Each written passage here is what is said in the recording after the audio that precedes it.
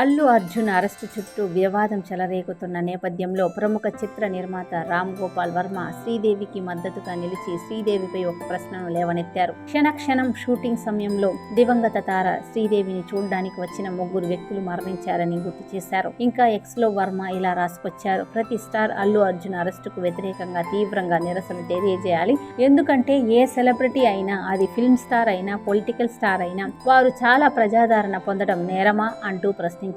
ఇంకా తెలంగాణ పోలీసులను ఉద్దేశించి వర్మ సెటైరికల్ కామెంట్లు చేశారు. నా సినిమా క్షణక్షణం షూటింగ్ లో శ్రీదేవిని చూడడానికి వచ్చిన లక్షలాది మందిలో 3 చనిపోయారు. కాబట్టి ఇప్పుడు అంటే తెలంగాణ పోలీసులు స్వర్గానికి వెళ్లి శ్రీదేవిని అరెస్ట్ చేస్తారా అంటూ ప్రశ్నించారు. క్షణక్షణం 1991 నాటి చిత్రం. ఈ చిత్రంలో వెంకటేష్, పరే రావల్, రామిరెడ్డి నటించారు. కాగా డిసెంబర్ 4న అల్లు అర్జున్ హాజరైన పుష్ప 2 ప్రీమియర్ షో సందర్భంగా సంధ్య థియేటర్ వద్ద జరిగిన తొక్కిసలాటలో ఒక మహిళ మరణించగా ఆమె కుమారుడు తీవ్రంగా గాయపడ్డాడు.